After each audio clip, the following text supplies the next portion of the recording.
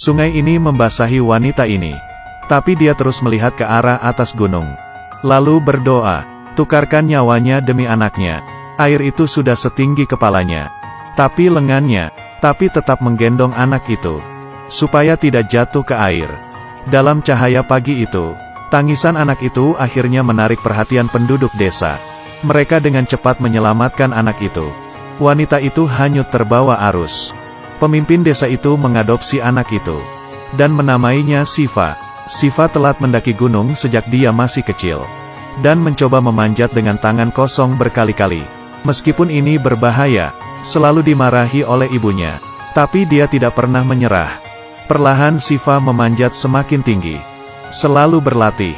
Juga membiarkannya mengembangkan karakter luar biasa ini. Dia hanya perlu mengambil kuda-kuda. Otot-otot lengannya mematahkan manik-manik. Sedikit lebih keras. Barang berat ini dengan mudah diangkatnya. Siva melompat ke air. Letakkan patung itu di bawah air terjun untuk pembaptisan. Menarik orang untuk beribadah. Saat ini, topeng ini jatuh dari atas gunung. Jatuh tepat di kaki Siva. Topeng ini, itu membuatnya percaya ada sesuatu di atas gunung. Jadi Siva memanjat tebing lagi. Betul saja. Ada orang yang menari dengan indah. Berbalik dengan indahnya. Kupu-kupu pun juga berterbangan. Ini buruk, apa perasaan ini? Siva tidak dapat menahan diri untuk melompat. Berhasil menangkap cabang dari pohon sebelah. Tapi kemudian keindahan itu hilang. Sebuah kain terbang di balik tebing. Siva bergegas untuk mengejar. Ikuti wanita ini pergi. Siva memanjat tembok yang curam. Kemudian menangkap tanaman rambat dan menyeberang lembah. Menjadi satu. Melompat ke langit menggunakan cabang-cabang pohon. Bergelantung di pohon mati. Terus naik. Ini luar biasa. Setelah 99 dan 81 kesulitan, Siva akhirnya mencapai puncak gunung. Tapi semuanya tertutup salju. Siva melihat sekeliling untuk keindahan itu. Tapi dia sadar dia dikejar oleh sekelompok orang. Dia bergegas mengejar untuk menyelamatkan keindahan itu. Tapi hal yang tidak terduga adalah, ternyata wanita cantik ini adalah seorang ratu. Dia juga merekrut teman-temannya untuk mengejar tentara itu. Siva mengikuti mereka ke gua. Mendengar sekelompok orang ini berkonspirasi untuk menyelamatkan sang putri. Yang terakhir mereka pakai, itu adalah topeng yang ditemukan oleh Siva. Wanita itu mengulurkan tangannya yang terluka ke dalam air. Kemudian ikan kecil yang tidak terhitung jumlahnya muncul. Membantunya membersihkan lukanya. Tapi wanita ini tidak tahu. Siva menyelinap. Dia mengeluarkan sebuah pena. Menggambar dengan lembut di tangan wanita itu. Dapat digunakan sebagai pendekar.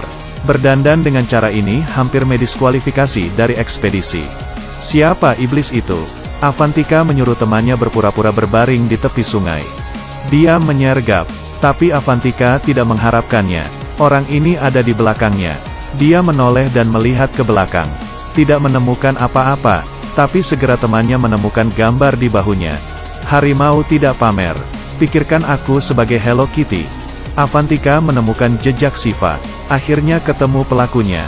Dia akan bunuh diri bila tidak mengatakan apa-apa. Kemudian ditembak panah berturut-turut. Ini mengapa Siva hanya bisa bermain parkur. Tapi dia masih tertangkap. Manfaatkan kehangatan itu. Siva menjatuhkannya ke bawah dan berguling menuruni lembah. Ingin mengambil keuntungan dari wanita itu. Pedang Avantika ingin memotong Siva. Tapi dia lolos dengan mudah. Dan menarik lengan bajunya. Kemudian Siva salto kembali. Memperjelas kuda-kudanya. Mengurai rambutnya. Sangat halus. Apakah Anda pikir ini sia-sia untuk menjadi bahagia? Mengambil keuntungan dari bertarung. Siva juga menggambar eyeliner untuknya. Memakai lipstick.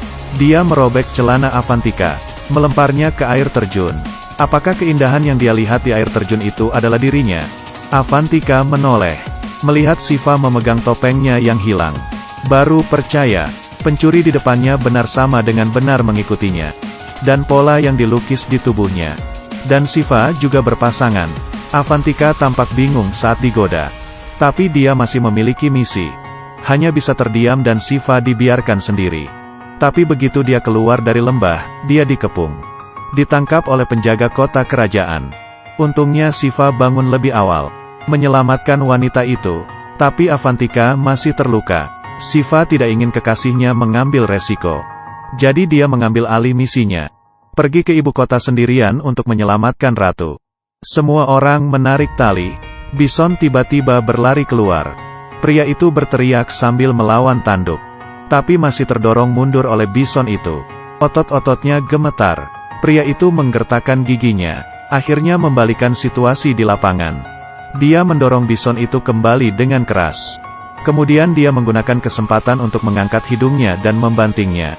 Setelah mengalahkan bison itu, dengan cepat meraihnya, semua orang memujinya, juga membuat patung untuk dirinya sendiri. Hari ini adalah perayaan kota kerajaan. Dia datang ke tengah-tengah alun-alun. Lepaskan si putri dari kurungan selama 25 tahun. Tangan dan kakinya diikat dengan rantai yang tebal. Bertahun-tahun disiksa, membuat dia tidak manusiawi. Rajanya sangat membencinya karena ratu itu memilih kakaknya. Jadi dia merencanakan untuk membunuh saudara-saudaranya. Kemudian dia disiksa dengan segala cara. Untungnya ratu tua, mengambil pangeran yang baru lahir. Ini juga meyakinkan sang ratu. Putranya akan kembali untuk membalas dendam. Pada perayaan itu, seorang budak turun. Tiba-tiba semua orang berantakan.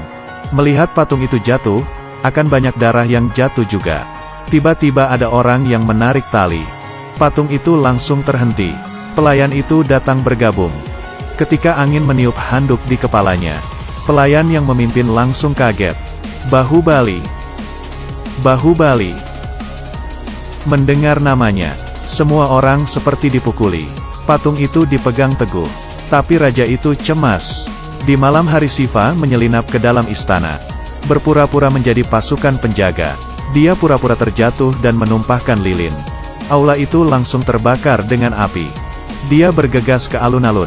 Melihat ratu yang diikat. Seperti api tidak bernama, Shiva. Dia baru saja mengambil rantai. Membunuh penjaga yang mengejarnya. Dan kemudian menarik dari samping.